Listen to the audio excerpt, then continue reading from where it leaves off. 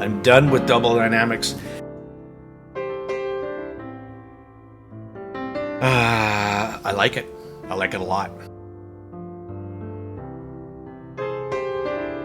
I am a glutton for punishment.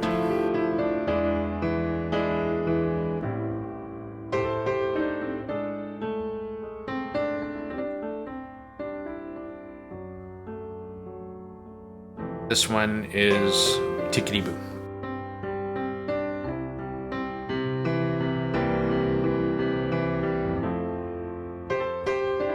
I'm feeling a bit spicy today.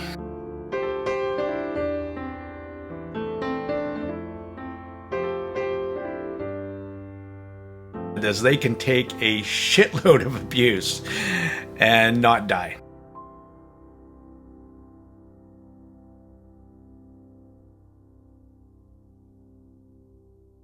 Hello everyone, this is the Tone Deaf Monk. Thank you again, ladies and gentlemen, for joining me on my channel. I am not centered. There you go. Sometimes you don't feel like you're centered. You need to take a step back, meditate.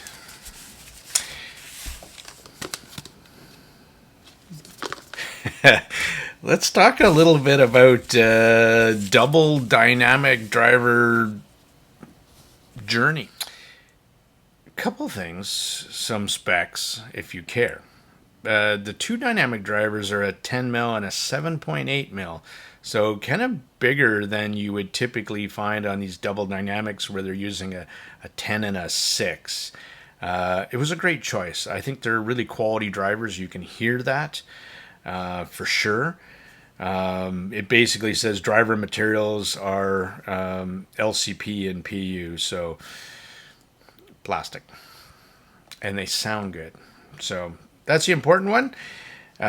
Easy to drive, 117 and a half decibels, 17 and a half ohm impedance.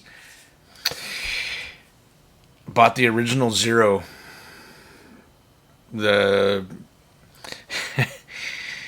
I bought the Con.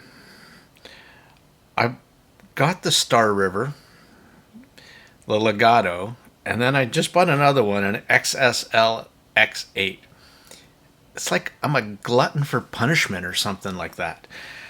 Why do I keep doing it? The whole idea for two dynamic drivers, and I love the idea, where you had a dedicated sub or bass driver and then another driver to do the mids and high frequencies.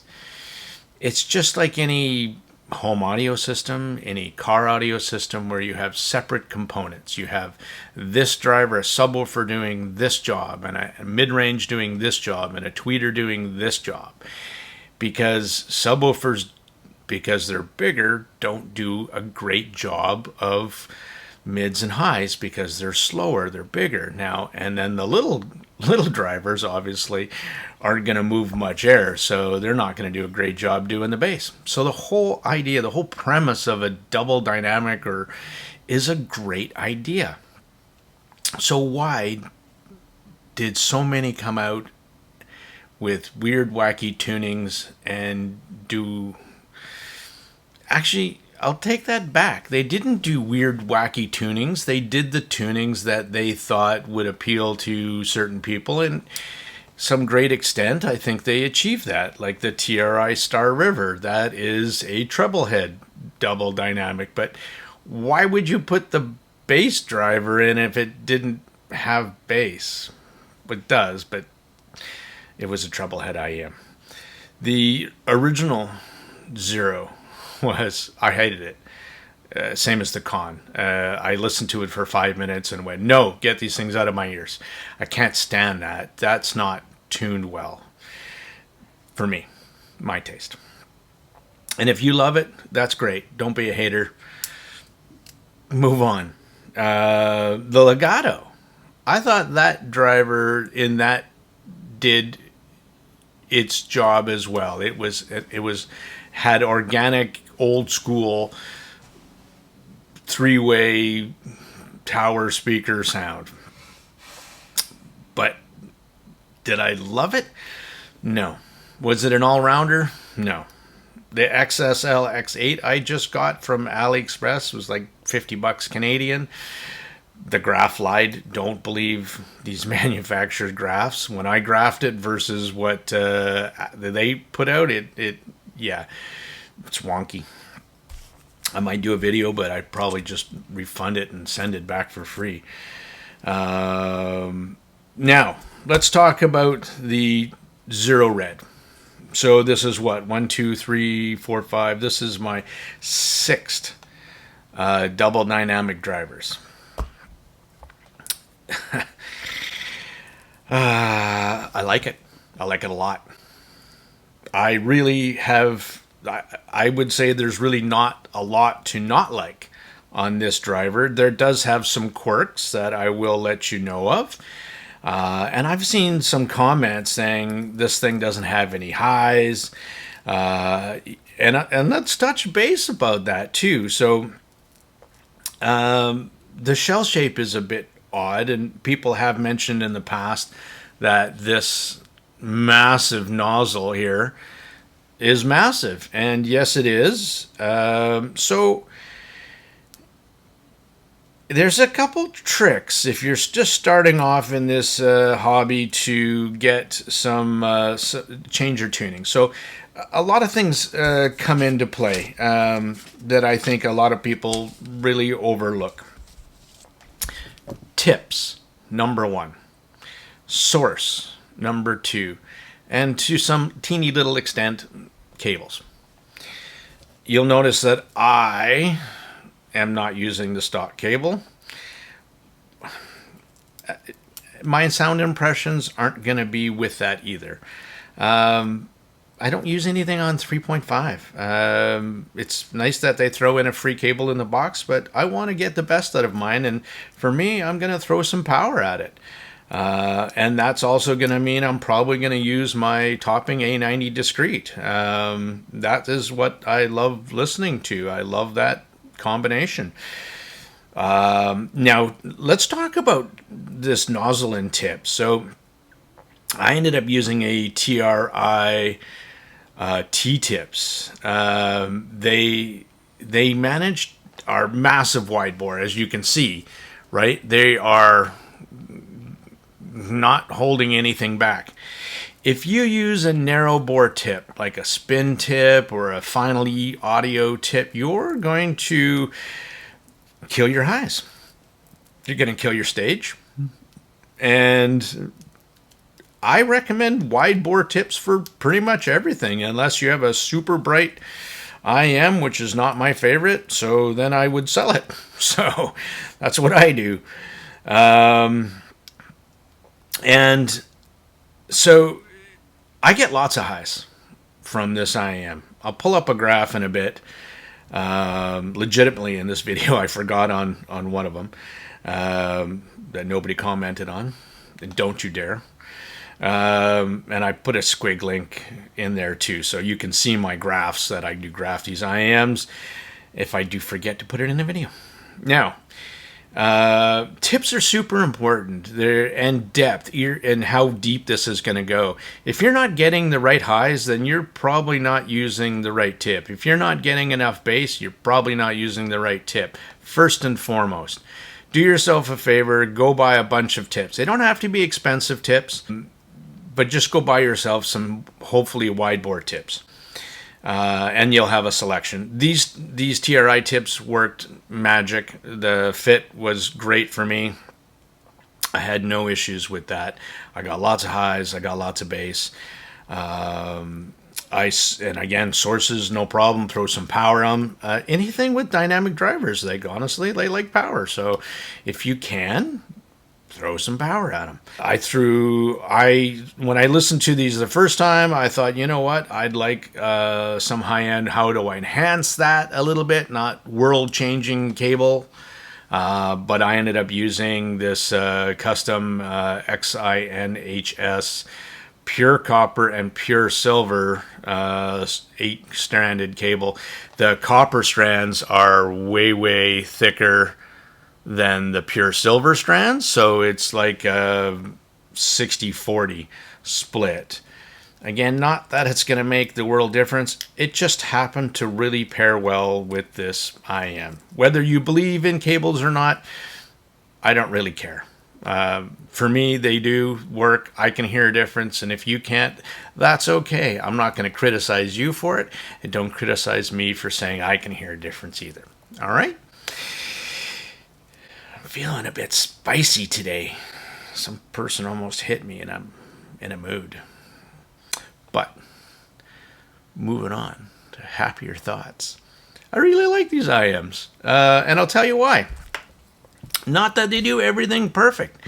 I think in certain sets, you have to understand my tastes, what I like, and get to know your taste as well. And once you get there, then it's easier to understand recommendations from what I like or what somebody else likes. You notice I don't, if you've watched my videos, if I don't like something, I'll honestly tell you. If I do like something, I probably get more emotional than I should in my reviews. And I don't consider that a fault because I do this as a fun hobby. This is not my career. This is just some fun and something that I bought that I would love to share my impressions with you. And it helps, if it helps you out, you know what? It lightens my heart. So that's why I do this. So the TruthEar ZERO RED. I think they look baller. Like I said, I don't know what not to like on this set for me. Vocal neutral. So I've listened to a couple vocal centric sets, vocal forward sets, I should say. Fat Frequency Grand Maestro, forward and not forward, depends on the switch you used. Pen on Fan 2, and in the Sound Rhyme SR7, all very vocal forward IEMs. This one's a bit different in the fact that it's vocal centric but vocal neutral, which means that it's not projected too far ahead of the instruments or bass and treble, so kind of leveled out. The original Zero I hated immensely, and same as the Con. I understand what they were doing with that, but definitely not for me. With that massive amount of sub bass and lack of mid bass slam, and I like my bass faster, and what it does to the music I enjoy. Putting too much mid bass in will muddy things up, especially in vocals. Putting not enough in makes it boring. And that's where the Con and the original Zero was for me. Happy to report that this one is tickety-boo. Now, it does come with that 10 ohm adapter, which I used to graph it, but I didn't use it because it's 3.5 again to listen to music, and I didn't want to because I didn't want more bass. I wanted to. This is perfect for me and I'm a bass head. I admit it, and I have no issues with the Zero Red. Vocal neutral. It has the sub bass tastefully done and has enough mid bass in there to make me happy, not muddy vocals up. Do I prefer a more mid bass hit? Yeah, I certainly do. But I'm not faulting this for that. It is what it is. I haven't, again, I'll say I have no issue with treble on this set. Does it have the most articulate extension and air? No, it doesn't. But with the wide bore tips and the depth that I inserted, I get more than enough treble to make me happy without getting over the top. Does it have the best stage? Nope, it certainly doesn't either. I find this one is like in the middle of your head and sometimes behind you. Wide, and again, focused on the vocals. But not vocal forward. That's an important one to keep in mind. Does it have the best micro and macro details, no. Instrument separation, nope. Why do I like this thing? Well, I like the way it sounds. I really like the way it projects vocals, and I like the way that you can just kick back and relax and not be overtaken with too much weird stage, 3D stage, and and it's funny because I got the Performer 8 in as well from Afu, and it's super detailed, and it's nice to have different sets. This is a set you could probably use to reset your senses, right? Where you go from a super articulate set or a super bassy set or a vocal forward set and then listen to this set and go, okay, that's neutral, right? It's the even playing field. This is where vocals aren't projected too far forward in the mix, or they're not too recessed. They're not dark and they're not warm. They're right in the middle. So it's important to have one of these sets, I think, in your library, especially if you're doing kind of reviews, to put you back into a neutral position, and that's what these really do. So, just when I was listening to some tracks, well, actually, here's a funny story. I think it's funny. So, I ended up getting busy. I had a bunch of IEMs come in at the same time, and so these ones I kind of just went on the burn rack. And then one day I had a power outage, and it restarted. And when it restarted, somehow I touched something, and I ended up dialing the volume, and I never noticed it. And this was the only set that was on the burn rack at the time. And when I took them off, I will tell you that these things have had about 10 days of solid full volume on that head amp 6, and they work perfectly, and they're incredibly smooth. So I will tell you something about the TruthEar Zero Red, as they can take a shitload of abuse and not die. So there you go. So I did the what is that, stress test? Sure. Okay. And they survived. They're very burned in. And again, whether you believe that or not, I don't really care. I do. So there you go. And, I figure as a reviewer, I think you really should burn them in, because why would you, whether you believe it or not believe it, why would you not give this IEM the absolute best chance of sound?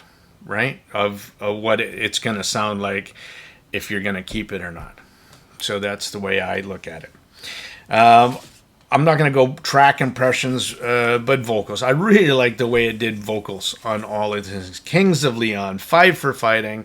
This was kind of what I was listening to.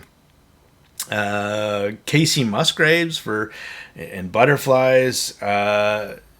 Dire Straits. So all male vocals sounded spot on. Females, same thing. Right? I really just liked the Tea Party Philharmonic Orchestra. So it gave a good sense of dynamics, micro, macro dynamics, where the quiet passages and loud passages adding excitement into the song. It does that really, really well. I mean, it's not so neutral where you don't get the bass and the highs.